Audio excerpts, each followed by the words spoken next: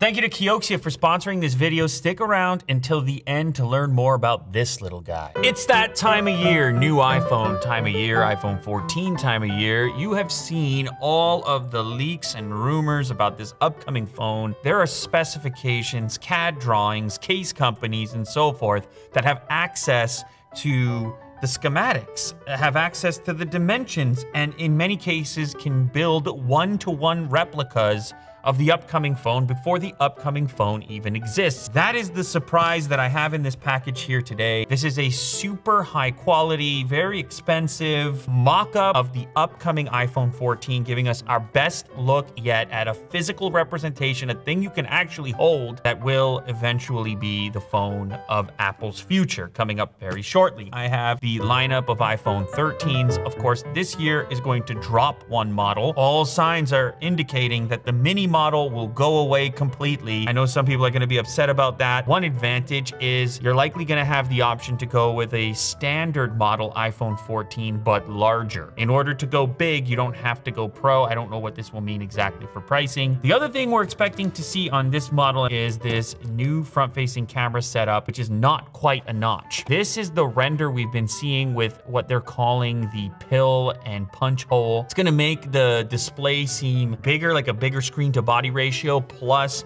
apparently the bezel is going to shrink, just a better ratio. The other thing with these front-facing cameras, they're supposed to be improved with a larger aperture. You're going to get more light coming in on those front-facing cameras. Now, I have picked up a very high-end digital caliper from Japan. All right, maybe you heard of it before, because I want accurate measurements. When I get this thing out of the box, we're gonna find out the exact measurements. And this is the big dog status as far as the iPhones are concerned. It is the 14 Pro Max. The main comparison is against this one right here, the 13 Pro Max. Now keep in mind, it's a non-working model. Things could change, but companies are so confident, case companies, accessory manufacturers are so confident in their CAD drawings that they've gone through the effort of building things to this degree of sophistication. Let's go ahead and open up this box straight from China. Now this thing was delayed. They wanted to send it to me. I was like, okay, I'll take a look. Of course, I'm interested in seeing what this is gonna look and feel like. How similar is it to the previous gen? It's definitely not a massive overhaul. Now the other thing I should mention, having looked at all the leaks and rumors, is the fact that the non-Pro model is still supposed to have the notch. So that's gonna be one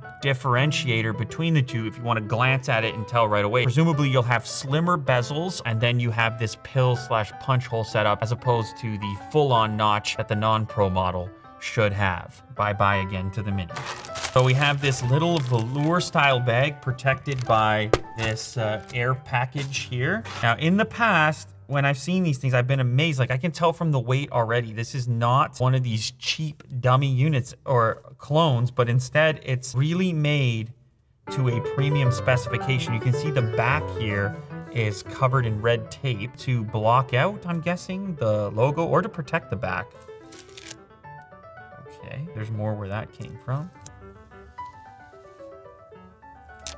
Ooh, this looks like it's gonna be the darker color, your kind of midnight or whatever they're going to call it. From the back, it looks a lot like the current generation Pro Max, if not identical. Now the camera units grew. They got even bigger. I know that's a surprise to you. We will pull the calipers out because we do need to get to the bottom of it. As of right now, the height looks almost identical. They're so similar in weight. It really feels like an actual functional phone. I'm not seeing antenna bands on this unit. Power switch actually looks a little bit wider. It looks a little fatter. What's crazy about it is it looks like the metal pins are in there. Wow, that is with the screws inside. This thing, watch, it's functional, it works. I booted up, legit iPhone 14. That is amazing. They even have Apple's specialized screws down there. Still the lightning port, no fully wireless iPhone for iPhone 14. Not that anybody expected it. The dreams about a USB-C iPhone, you're still dreaming. It's not happening. It's still a dream, all right? Your dreams about a potential USB-C iPhone, not happening. Not today, not with the iPhone 14. On this side of the device, where the SIM card tray is, that's not actually removable on this non-working model. Of course, your hold switch is still there, and kind of like the power button, these volume buttons are ever so slightly different in dimension. They're just a little bit fatter. Thickness is concerned, it looks almost identical. If anything, the 14 model here might be a touch fatter, but we'll pull out the digital calipers for that. Up here, we do not have our typical notch. This is gonna be the hole punch plus pill setup that has been rumored, and now it's been built into this non-functioning, non-retail model of the iPhone 14 Pro Max. Okay, now let's get to the important part of this video. My understanding is that this company is well known in the caliper space. Made in Japan, by the way. Look at that, made in Japan. Design on the package, couple of stripes, all right? Nice case so that this thing can hang around and be protected in the Unbox Therapy Studio. This could be useful in the future. Ooh, certificate of inspection. This is no joke right here. My goodness. No wonder these things are so expensive. Look at all the extra. Will, that's a battery. That is a watch-style battery in the package. You didn't believe me. Is Will over there? You didn't believe me, sir. This is incredible stuff. Mitu Toyo. And this is coolant-proof IP67. So even for harsh environments, this thing's gonna stand up to whatever you throw at it. Normally, you would just use a coin for something like this. They give you an actual key for this purpose. So much better than a coin. There's also a selector switch for inches versus millimeters, considering how tiny the things we'll be measuring here and the fact that it comes from Japan. Metric. No, I'm just saying. Tighten it up to the frame. So 77.61 compared to 78.13. Subtle. Very subtle. Ever so slightly, little bit wider. Remember though, we were talking about shrinking of the bezels. Ever so slight shrinking of the bezels was the speculation, so that's an interesting finding. So it seemed like the thickness was pretty similar upon me feeling over the edge, but let's go ahead and find out if it's identical. 7.7? 7.7? 7.8? 7.9.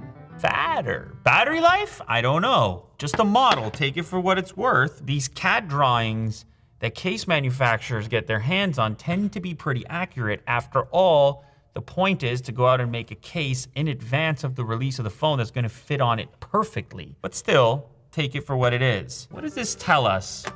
It tells us that the upcoming iPhone 14 Pro will likely have slimmer bezel, will likely have a hole punch pill style front-facing camera system, will likely be a little bit fatter, hopefully probably to accommodate even better battery life, which is kind of amazing already. And then lastly, the comparison in the camera section here. When you put them side by side like this, you can actually see how much bigger that camera unit is gonna be as a whole, and when you're looking at each individual lens setup. You can also notice that the whole thing dips down quite a bit further and takes up a larger space, at least the square which houses this variety of lenses.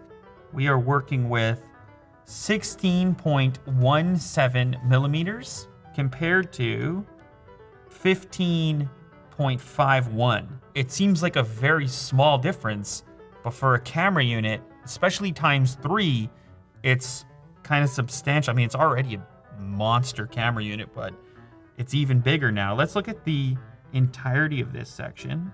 38.75 millimeters versus 40. So the whole thing's got to grow in order to accommodate this new setup and the potential advantages that come with it. Of course, we don't have full details on the specification for these cameras. In the camera territory, usually bigger is better, and we would expect to see improvements in this department as well. Either way, it's not a massive overhaul. The design language and overall aesthetic is mostly the same. You'll be able to spot the new phone via the bigger camera unit, slimmer bezel, hole punch / pill style design on the front. But I don't think many people are gonna be able to feel the difference in dimension. If you're used to using a current generation Pro Max and this one is gonna feel extremely familiar. So I have a couple of these drawings that I mentioned on my desktop. Essentially the predictions that this particular model unit is built upon. I actually have them for all the different models. And that lineup is gonna look different this time around because you're gonna have 14, 14 Max, 14 Pro, and 14 Pro Max. So let's go ahead and open up these drawings. So the prediction based on these renders is that you're gonna have a device 78.5 millimeters wide by 160.7 millimeters long, 77.6 on width. It actually lines up exactly with this CAD drawing. Well, take that for what it's worth as well. Take that for what it's worth as well. And the height, 160.7 millimeters, the thickness, 8.1. It's the closest thing that we have that we can hold in our hands right now relative to the iPhone 14 Pro Max in this case. These dimensions are so tight and we're talking about such small increments and tolerances. I'm fairly confident that what I'm holding is something very, very close with imperceivable differences from the iPhone 14 Pro Max that will launch very soon. There you have it. If you haven't heard of Kioxia, that's because they used to be called Toshiba Memory. They are the inventor of NAND flash memory all the way back 35 years ago, and they've been manufacturing SSDs and memory for decades. These tiny little guys store photos, music, documents on devices like laptops, smartphones, and cameras. It's crazy to think of how far we've come being able to store all that on these tiny little devices. Decades ago, we'd be talking about 1 or 2 photos on something this size. Now we're talking about 20,000 on an SSD like this BG5. Kioxia also makes SSDs for servers. These 2 new form factors are the future of SSDs in the data center, called the EDSFF E1.S and the E3.S. These new types of drives will replace your classic M.2 and 2.5-inch drives for years to come, and Kioxia is helping lead the way. It's crazy to think about how far we've come in the technology space, and part of it is thanks to companies like Kioxia that are able to keep innovating. So thanks again to Kioxia for sponsoring this episode. If you guys are interested in any of their storage products, make sure to click the link down in the description.